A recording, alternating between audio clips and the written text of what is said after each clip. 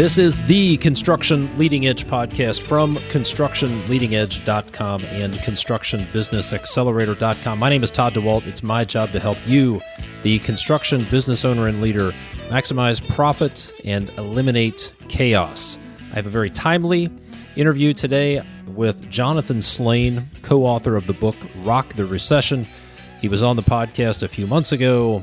Neither of us had any idea that the next recession would be caused by the coronavirus, but it was time to get him back on to talk about what should you be doing right now during a recession and some mistakes to avoid. So here's what you're going to get out of this podcast. You're going to get some advice that your banker may not like, but it could be good for your financial stability.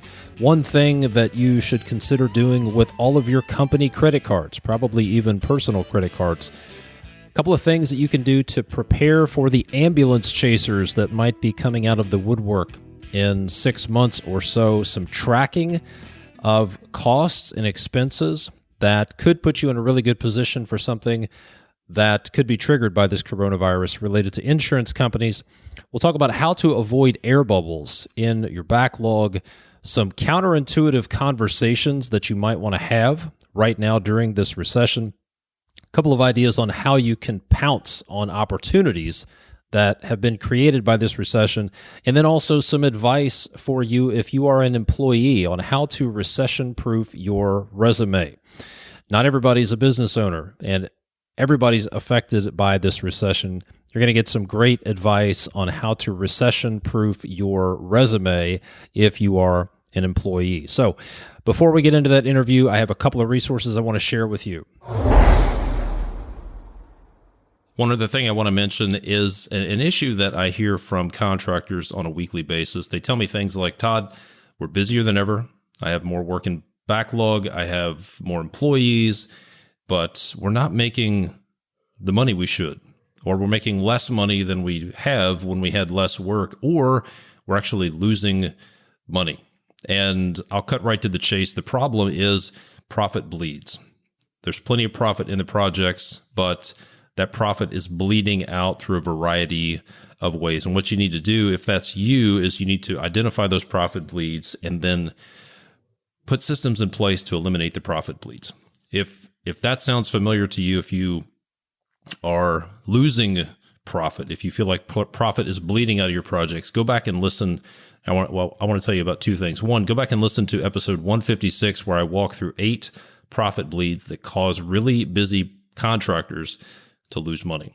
Secondly, if that's you and you're concerned about that and you want to put together a plan to eliminate those profit bleeds, then let's set up a free strategy call. I would love to get on the phone with you, walk through some of those profit bleeds, and help get you started mapping out a plan to eliminate those profit bleeds. All you need to do is go to my website, constructionleadingedge.com, push the red button that says schedule a free call, and we'll get on a call, talk through those profit bleeds, and help you put together an action plan to stop that bleeding.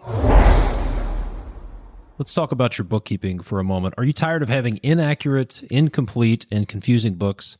Are you tired of paying people to help you with your accounting, but not actually getting any useful information? Let me tell you about the Apparatus Team.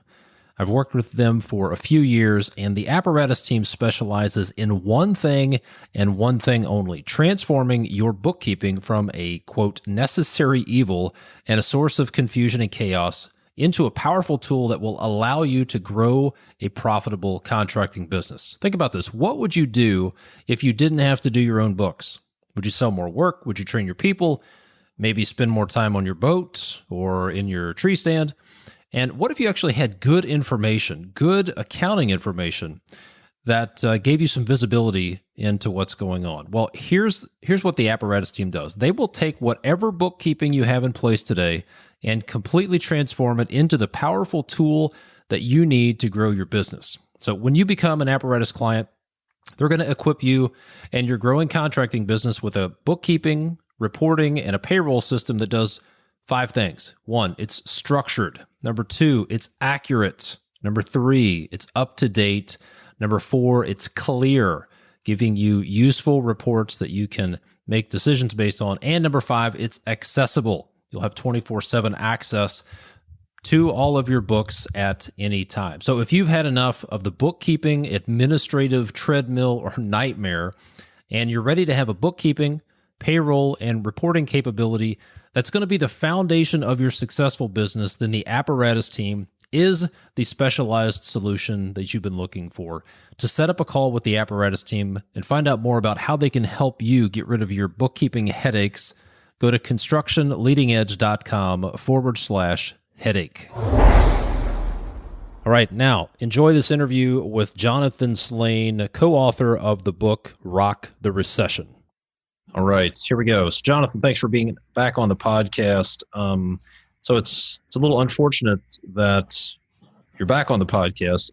Unfortunate because we're in the midst of a recession, and that's what your book is about. Fortunately, we had a great conversation last time, and you got a great book out there. So thanks for making the time to be on here today. Yeah, Tom, thanks for having me back. I may have screwed up, though, man. I named my book Rock the Recession. Unfortunately, I think it maybe should be called Dodge the Depression. I think that actually we're going to probably be in a very deep recession.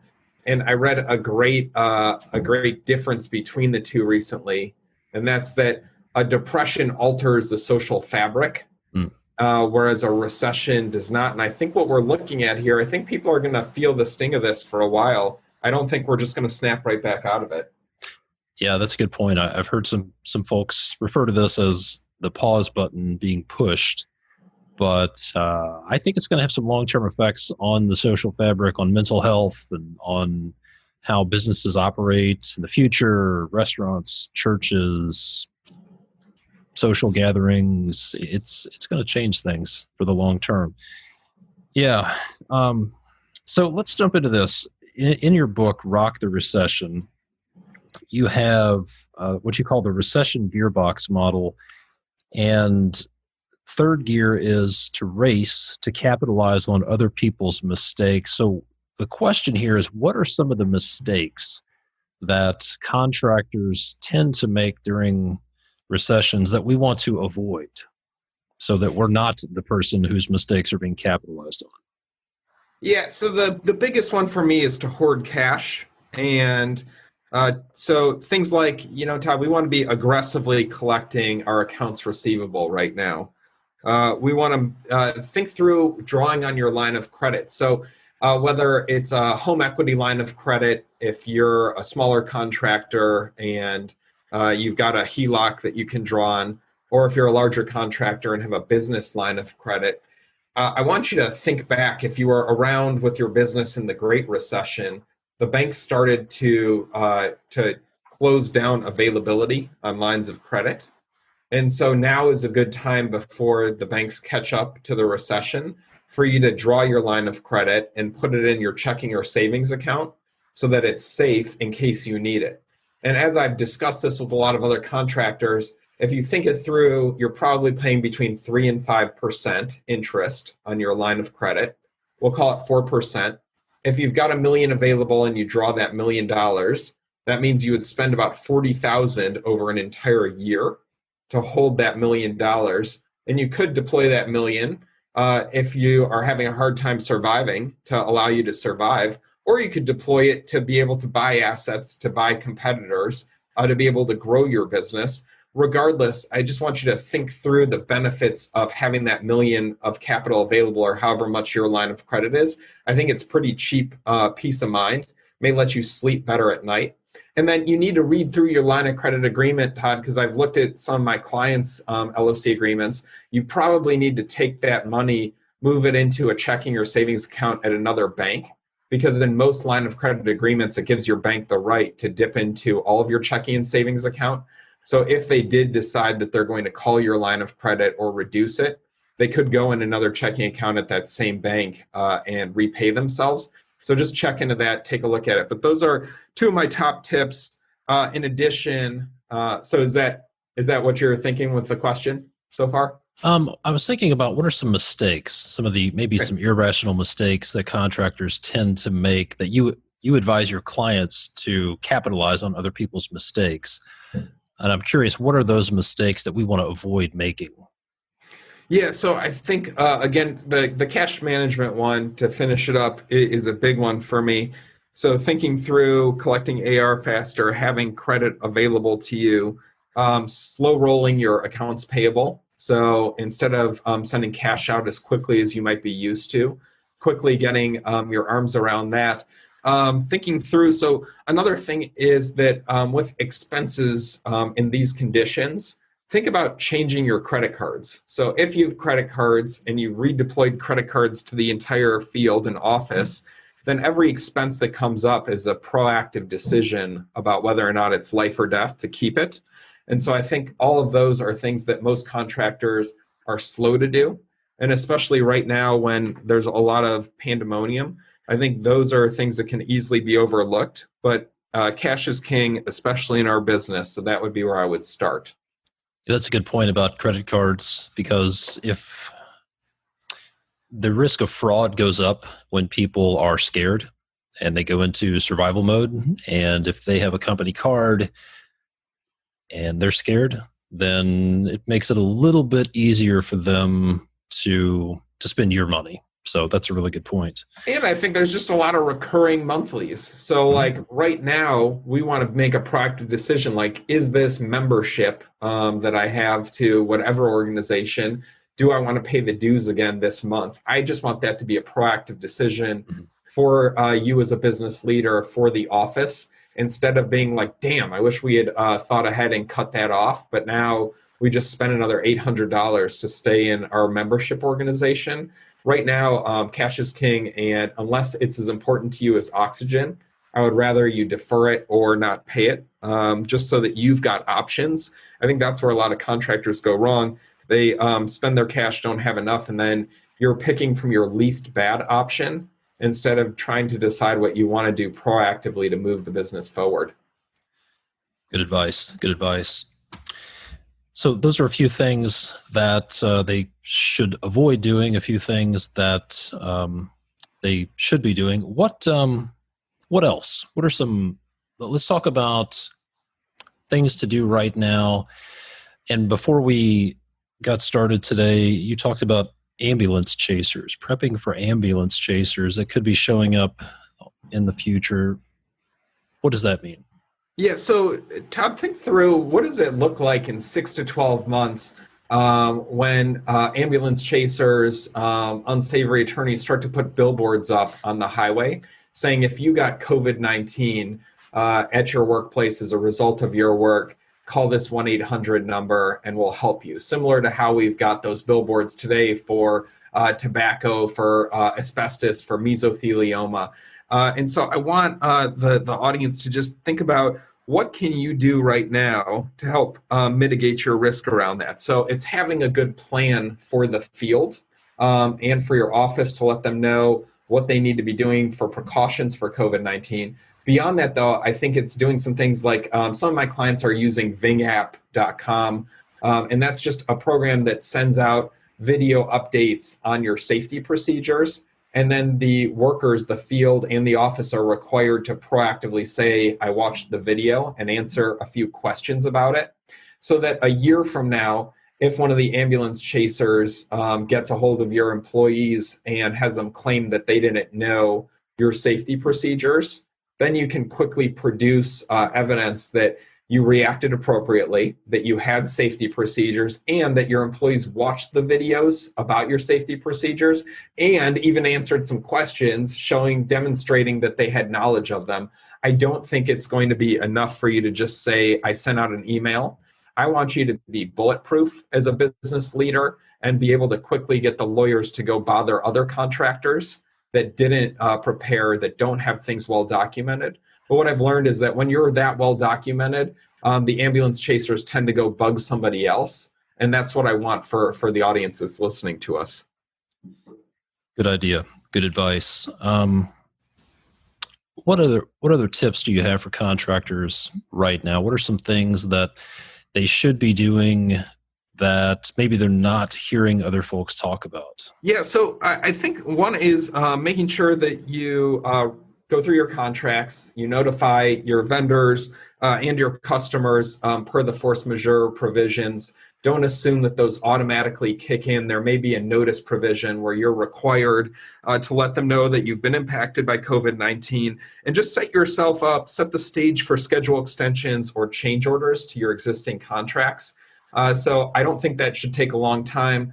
But you do, and I've got a template. If you want, I can get it over to you potentially, and you can add it to the show notes. But they need to be doing that. The other thing to think through that I don't think a lot of my clients have is, what about creating cost codes for each job, and then starting to segregate expenses related to COVID-19 into those cost codes?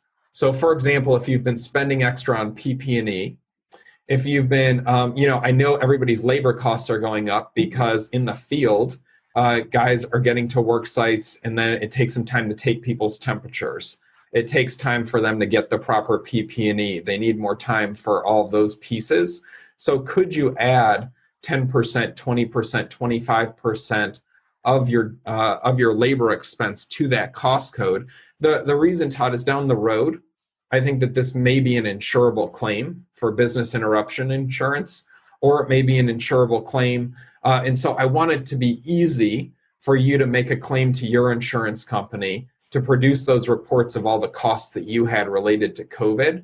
And if you're doing that right now in real time, I think that makes the reporting a lot more believable for your insurance company and a lot easier to get you paid, rather than if 6 months from now or a year from now, you have to go back and recreate it. I think that's a lot tougher burden on you as the business leader. I also think it's a lot harder for people to believe. But if you're putting those entries into your accounting system right now, so that they're not journal entries later, again, just think it makes it a lot easier for you to have that pickup down the road. It's very possible that Congress could just legislate that COVID-19 is an insurable matter, even if you don't have BI, business interruption insurance right now. So just think through, it doesn't cost you much to have your accounting department do that now, but could be really beneficial down the road. That is great advice. Yeah, it's sort of like the people who are applying for the EIDL and the PPP loans right now. The people who don't have good records, who don't have good payroll reports, are at the back of the line, and this is when it becomes painfully evident to people who don't have good reporting, the value of keeping up with your data in real time. Yeah, I'm glad you brought that up. I think on that point, Todd, when you get your PPP funds or your EIDL funds, put them in a new bank account. Open a new bank account, put the loan funds into that account, pay your expenses from that account. That will leave a very clean audit trail, so that when you go to apply for loan forgiveness, you can simply give your banker the statements from that account and not have all the noise of other income coming into the account, of other non-forgivable expenses coming out of the account. I think that will be one of the easiest, fastest ways to get you forgiven, to get you repaid down the road. I think it's going to be a nightmare for a lot of companies that commingle all of their funds, and then later on are trying to say, well, this one was forgivable, but then this wasn't. And their banker is going to be like, can you explain these 18 expenses? And then you're going to have to dig through and produce it. Why do that? It's so easy. Just set up a new checking account and just keep it clean and neat for the next 8 weeks while you're moving through the PPP payout period.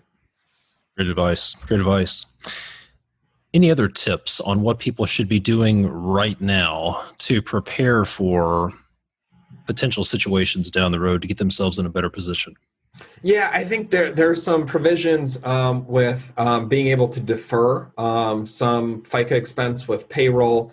And I don't think a lot of people know that or are realizing it. So I would get with your CPA and figure out how to start deferring those parts of payroll costs. And then also get with your CPA to start discussing your tax position and what you can do to take advantage to some of the less popular parts of the CARES Act. So for example, they've extended a lot of the rules and regulations around loss carry forward. So if you've had losses in the past couple of years and you weren't able to unlock and use those, maybe you are eligible now. And so depending on what you're eligible for, I think it's good to have a conversation with your CPA now to start thinking through what you want the rest of 2020 to look like. It's a lot harder to pivot and make those moves if we get to December and then you realize that you want to do something. So I would start to have those conversations now while we have a long runway to the end of this year to make sure that you're not missing out and you're maximizing your benefits. Yeah, that's good advice. I'm going to be interviewing a gentleman talking about, actually saw this on LinkedIn, that there are tax credits available for home builders. So there's a flat tax credit available per unit that you build in a certain time frame. And obviously that's not going to help your cash position right now, but tax credit is as good as income down the road. It's as good as net profit down the road. So I think one other bit of advice I would give would be to be maybe a little more direct with your CPA, a little more proactive with your CPA, and challenge them to go find tax credits and help me defer my payroll taxes and do enough homework to where you know what's available. You may not know all of the details or how it works, but challenge your CPA. Don't just assume that they're going to find every program for you, but it's certainly going to help you to do some research and then be a little more proactive and a little more, give some more direction than you have in the past, perhaps. Yeah, I definitely agree with all of that. And I think this is especially a time to lean on your professionals, your CPA, your attorney to make sure that you're setting yourself up for success. Things are moving and evolving so fast right now that I think it's easy to miss a lot of this information. And there's more than just the PPP forgiveness to take advantage of. But again, it's about being smart enough to make sure that you're lining yourself up for all those things. The other thing, Todd, I'm thinking about is that in the book we talk through the phases of grief and how when you have a crisis, you start out and you feel shock, and then there's anger, and then ultimately you get to bargaining and get to acceptance. And acceptance is kind of the last of 7 stages of grief. In all the conversations I've been having, it's like it doesn't feel to me like a lot of contractors are at acceptance yet. It's turned our world upside down. I think there's a lot more of ostrich type behavior where it's like, I'm going to put my head in the sand and just pretend this isn't happening around me. And it's not affecting me because a lot of contractors are deemed essential and are still working. My concern there is just that we need to plan for this to disrupt the economy for at least the next 9 to 12 months. This is not going to be a situation where we have a V-shaped recovery and things just snap back. And for our contractors, I think we have to think through, how do we avoid air bubbles in our backlog? So right now, we're still all working off our backlogs. Things are good. But I'm guessing that a lot of contractors are not selling a lot right now, which means that in 9 to 12 months, there's going to be a gap in the schedule. There's going to be that air bubble. And so it's thinking through how we can proactively get back into sales mode and make sure that we don't have those big gaps, because then we're going to have our recession as contractors. It's just going to hit us 9 to 12 months in the future instead of right now. So I don't want us to get complacent and arrogant and think that this thing isn't coming for us too once we've worked through our current backlog. Yeah, that's great advice. I think having gone through a few recessions and a few financial crises myself, the 7 stages of grief are very accurate. Initially you're shocked, then you're in denial, and this can't be happening. This can't be real. This coronavirus can't be as bad as everybody says it is. And then you get angry and bargain, and then depression, and then ultimately you accept it. So I think it's key. I agree. It's key to keep a long-term perspective. This will be certainly a bump, and it will cause some disruption, and it will only be exacerbated if you stop doing the long-term planning, stop selling, stop growing.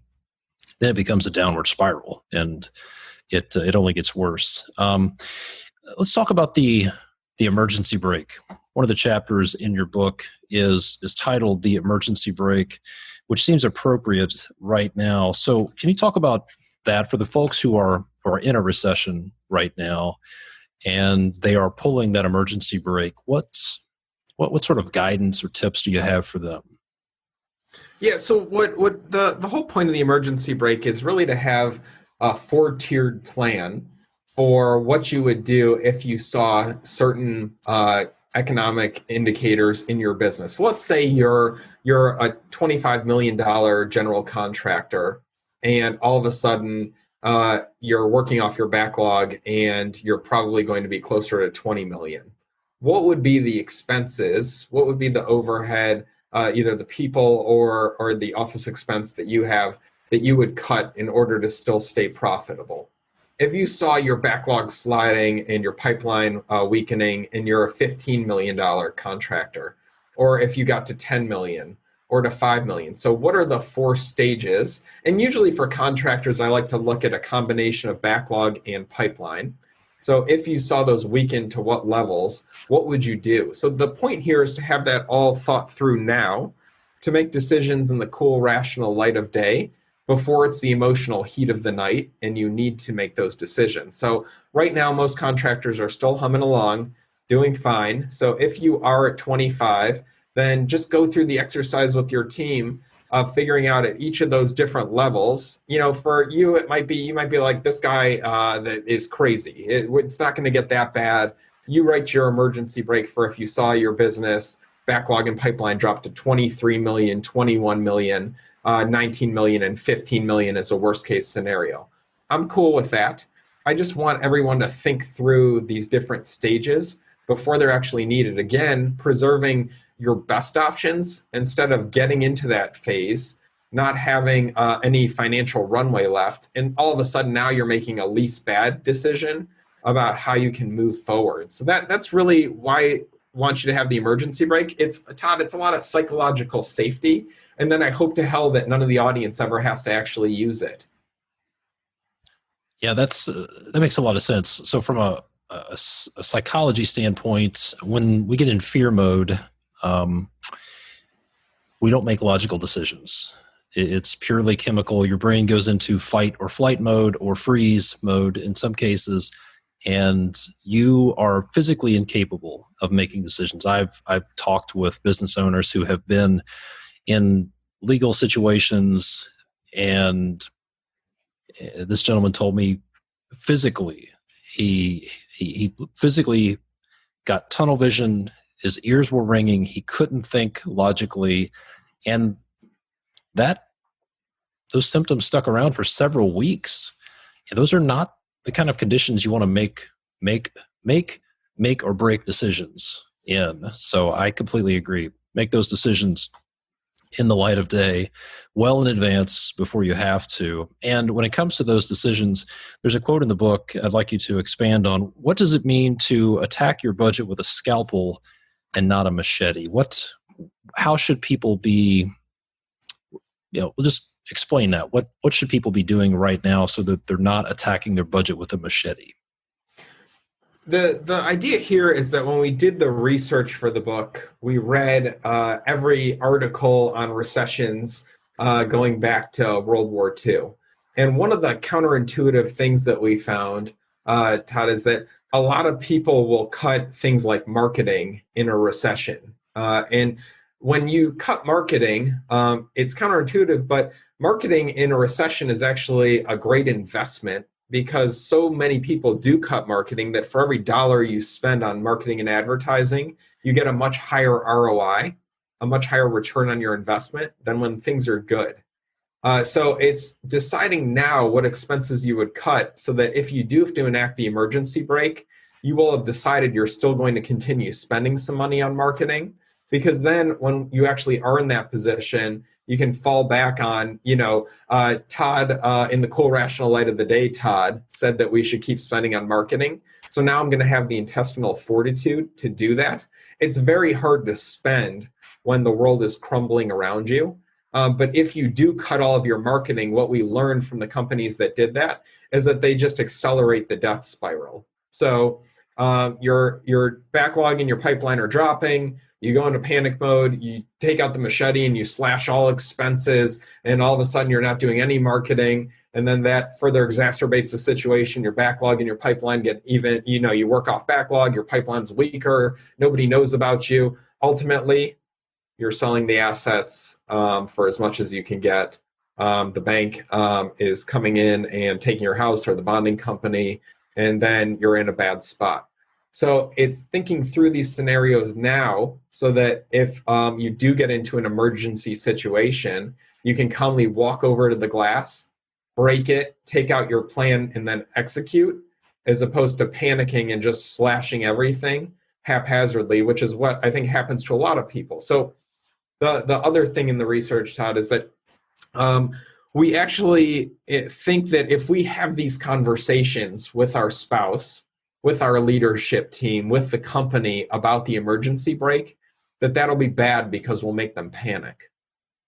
Counterintuitively, the research shows again and again that the opposite is true, that having these conversations about what does our emergency brake look like with your management team, so that they can go and have the conversation with their spouse about, we talked about some heavy stuff today. We talked about what it would look like if we hit a bad patch and we had to reduce overhead. And we talked about that would mean I might have to take a 25% pay cut in order for us to survive.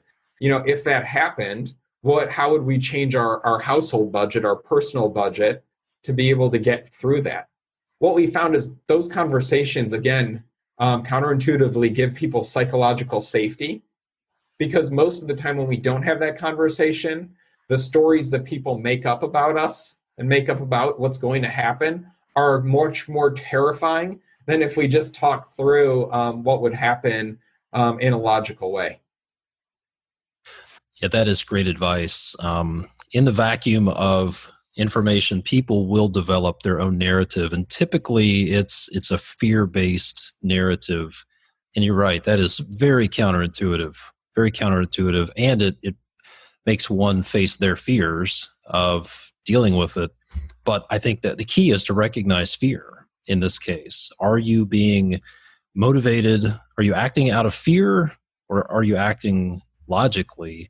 And I've had dozens of conversations with clients who are dealing with some minor crisis, major crisis in some cases. And one of the exercises I take them through is, all right, let's go all the way to the end. Let's look at the worst case scenario, because while it's nebulous and unknown, then it's really large. But let's go all the way to the end. What's the worst case scenario? What about this? What if this happens? What if this happens? What if this happens? And typically you come up with some worst case scenario that does not involve anybody dying, and you can make plans, and then you can start asking questions like, what would it take? What can we do to make this work? And those are much more valuable. Those are productive conversations. And I think that I'll call it a side effect, but it could be one of the biggest advantages to that is your people will trust you, and they will feel trusted, and they'll feel valued. Because when you're transparent with them, they feel trusted and they trust you. And as you mentioned, psychological safety is huge in times like this. So great advice. Anything else that came out of your research that is counterintuitive that people should be thinking about right now? Yeah, so I want to pivot to kind of talking about how contractors can set themselves up to pounce, because I know, given the coronavirus crisis, that it's it's difficult times, it's very heavy, and we've spent a lot of time talking through a lot of worst case scenarios. But for the contractors that do have strong balance sheets, I want to talk through some of the things that you can be doing right now to set yourself up for the opportunities that are to come. So, it's thinking through, if you're a contractor that self-performs and there's expensive equipment and assets out there that you want to invest in, what are those assets that may be, the things that you would use in heavy civil construction that are very expensive machines.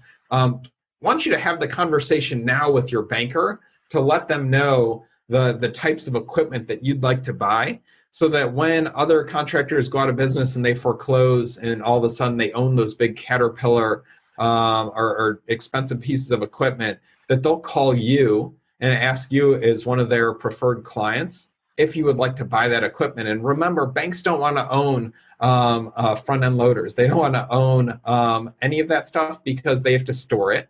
And if they do go to sell it, they have to auction it. The auctioneer wants a third of whatever they're going to get for it. So it's just not, and banks aren't in the business of selling heavy equipment. But for you, it could be a great opportunity for you to get that equipment for much cheaper than if you bought it direct or if you bought it new. Also, Todd, the thing I've been thinking about a lot lately is that I do think it's likely that our president will try to put together a public works program similar to what happened after World War II, and that will try to work on infrastructure in this country, roads, bridges, tunnels. And so for the contractors that can think through how they can pivot to doing more of that type of work, I think there is going to be a lot of major opportunity coming up. And so again, the other thing for contractors to be doing right now is just really scenario planning. So thinking through, I listen to this podcast, what if that crazy guy is right? And what if we do pass a $2 trillion infrastructure bill, which, by the way, we need because our infrastructure in this country needs a lot of help. Then what would you do as a contractor to be able to get your piece of that pie? Or how could you backfill that? And right now, a lot of people might be rolling their eyes thinking, I don't do any civil work. I could never do that. The contractors that are able, though, to pivot, to be able to think through where the future is going to be, I think are going to do well in this crisis, this opportunity. The ones that just keep trying to do the same thing that they've been doing that was successful coming out of the Great Recession, I think are going to have a much more challenging time because that's part of how you can rock the recession is to you got to put yourself in the middle of the street if you want to get run over.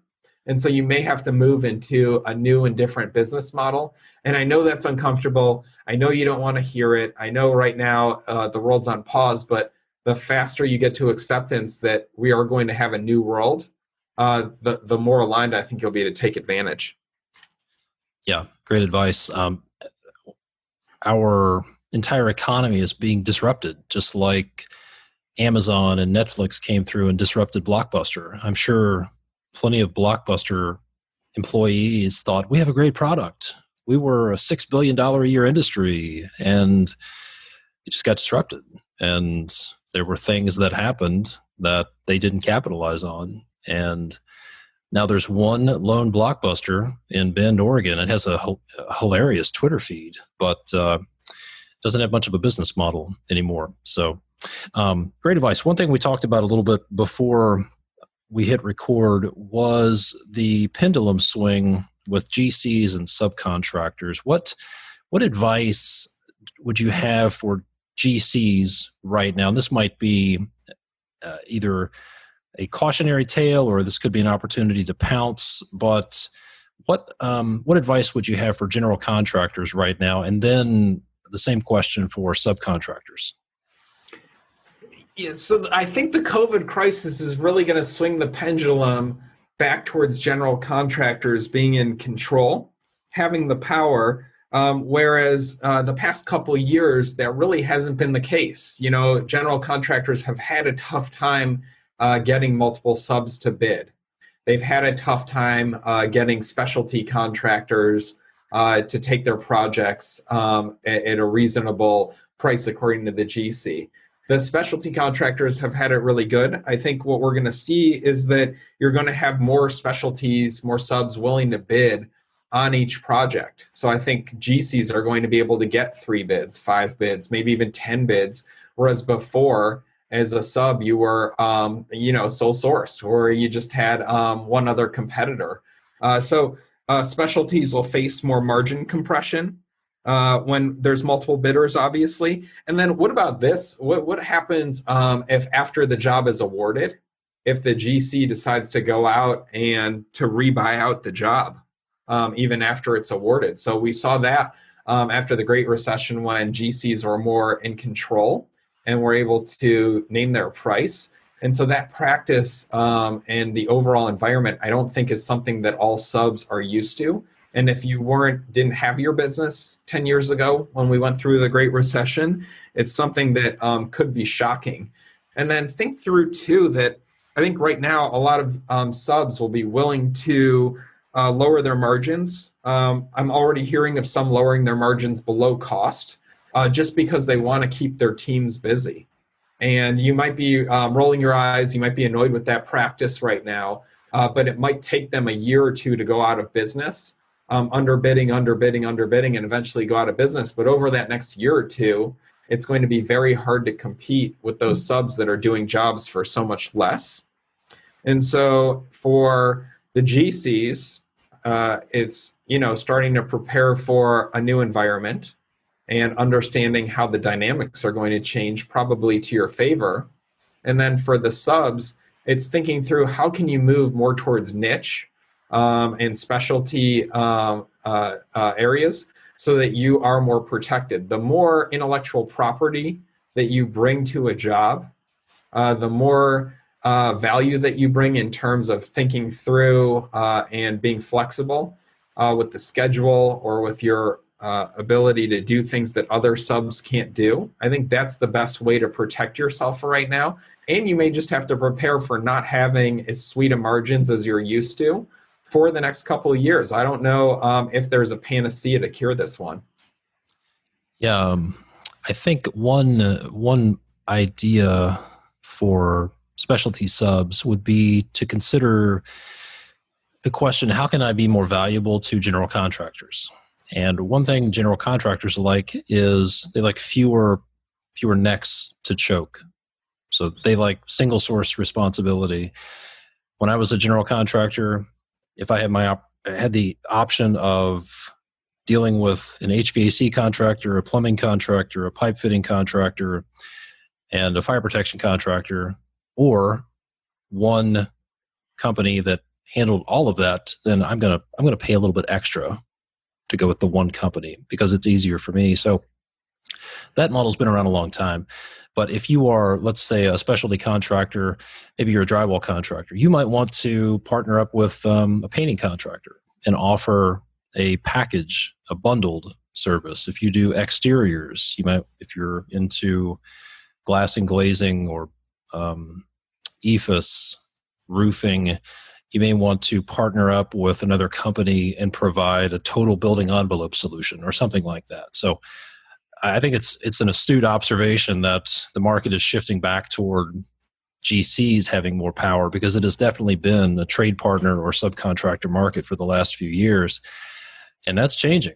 And some specialty trade partners will need to put their business development hat back on.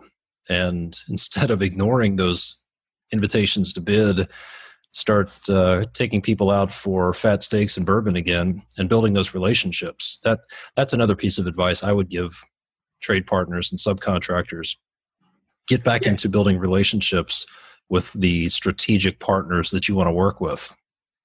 Yeah, I'm absolutely with you, Todd, on all of that. And I think, again, it's back to that phases of grief. The faster you can get up off the mat and accept that it is going to be necessary to network again, to work your general contractors and to provide more value, the better off I think you'll be. If you are just hoping that things are going to continue on the same as they were even a month ago, I think that you're going to be giving up a lot of ground.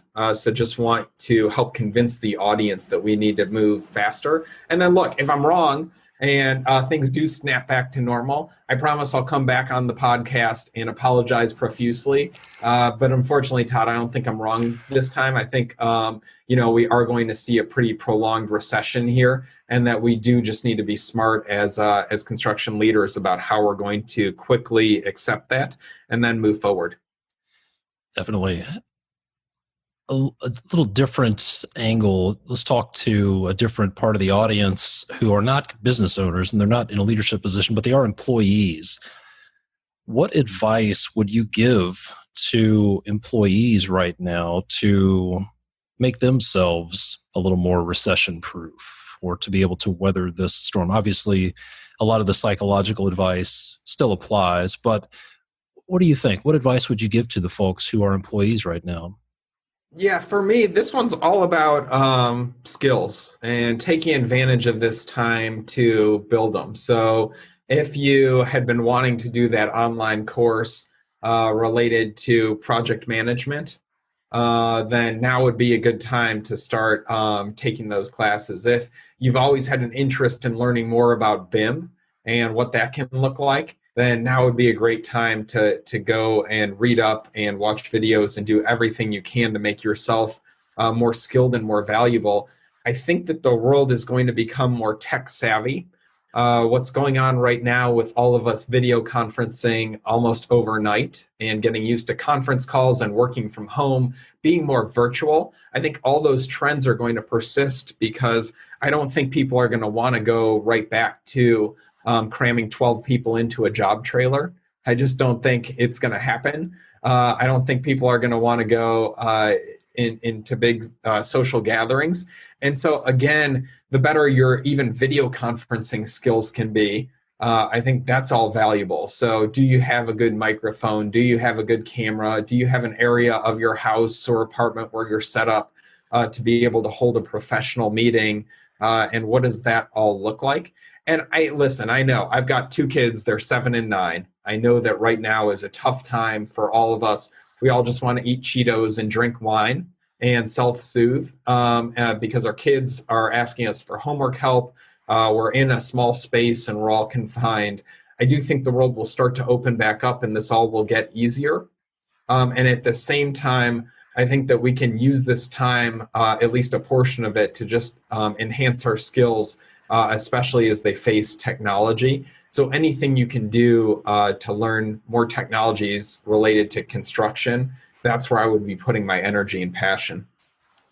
Great advice. I would also, I would recommend people get better at relationship building and business development, because when it hits the fan, the deal makers become more and more valuable. So if you work for a specialty subcontractor or you're a general contractor or whatever, wherever you're at, your ability to be a rainmaker will improve and increase your value. So those are all skills that can be developed. It's not something you're born with or without.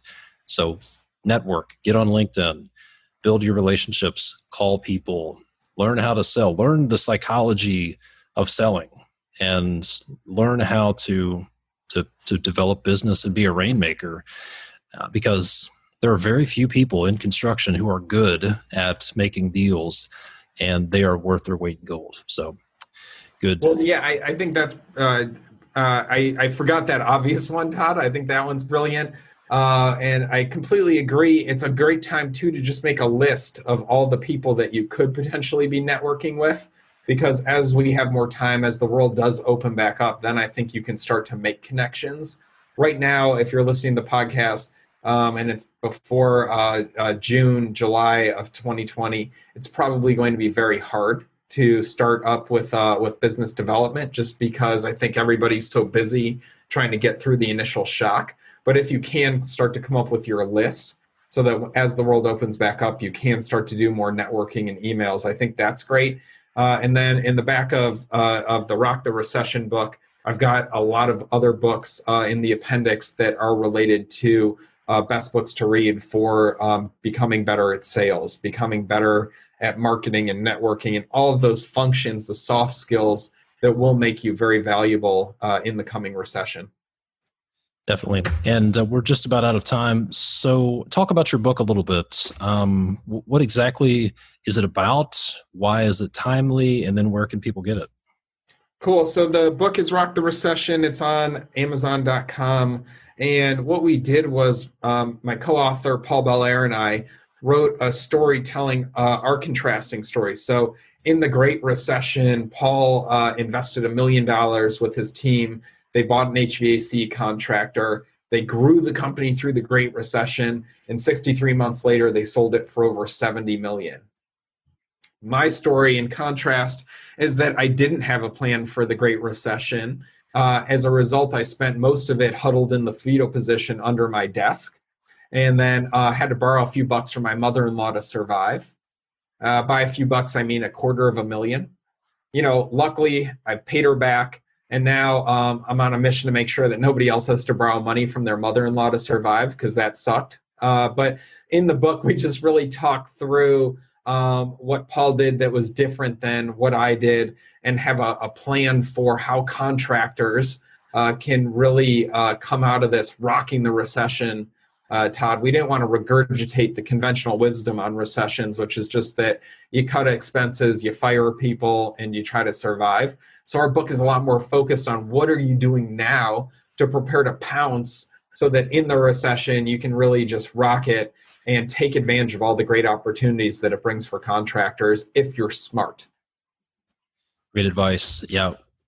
I read one quote in the book that caught my attention, and it was, I can't think of his last name, the president of Lithgow Contracting.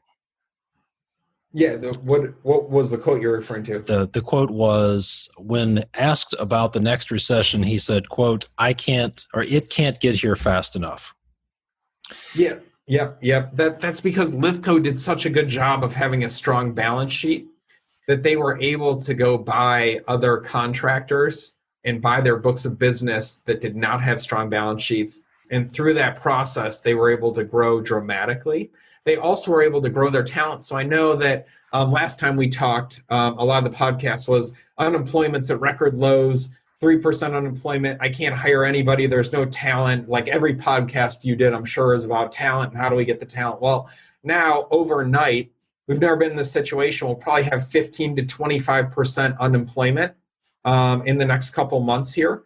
I mean, at the height of the Great Depression, we had 25% unemployment. So we're talking unemployment that rivals that. You're going to have access to top talent again.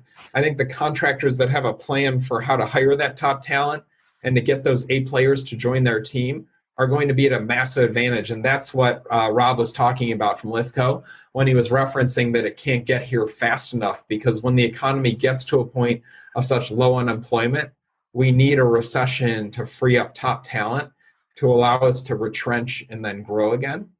And then for, if you're still patiently listening to us, appreciate it. If on recession.com, which is our website, there's a free assessment. It's 20 questions. And I always think that's a good place to start for contractors. It takes 5 to 10 minutes. You can get a score from 0 to 100, and then you'll see how ready you are for the next recession.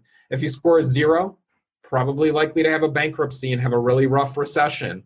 If you score 100, you're like Rob from Lithgow, and you're looking forward to it because of all the opportunities that you're going to pounce on. And then Todd, last thing, have thousands of responses so far. Average score right now on that recession assessment is a 52. So when the audience takes it, above a 52, better than average, below a 52, you can maybe get the book, start to think through how you're going to improve your score. You've got about 3 months. We're recording this on April 15, but about 3 months until we're officially in a recession. And I think that gives you a little bit of runway before the banks start to tighten up and the world really starts to change. A great book to read right now while you're quarantined at home or shelter in place, whatever the situation is. It's not too late to put some of these measures in place. So good stuff, Jonathan. I really appreciate it. Even better than the last podcast. So thanks for taking the time to do this. Thanks, Todd. Rock on. Be sure to get your copy of the book, Rock the Recession. I've got a link set up for you where you can get it on Amazon. You can go to constructionleadingedge.com/rock. constructionleadingedge.com/ROCK. This is one of the best books that you can be reading right now.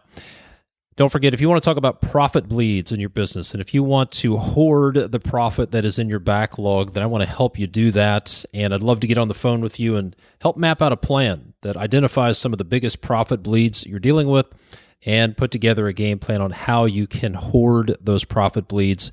To take the next step on that, all you need to do is go to constructionleadingedge.com, my homepage, click on the red button that says schedule a call. You'll be able to get on my calendar. We'll jump on the phone. We'll talk through it. It's going to be a big help to you.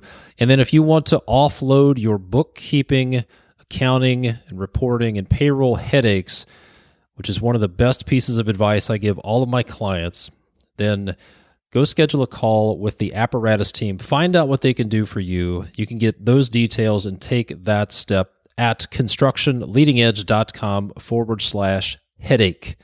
constructionleadingedge.com/headache. As always, I appreciate the ratings, the reviews. If you could take a moment, share this podcast with somebody who would get some value out of it.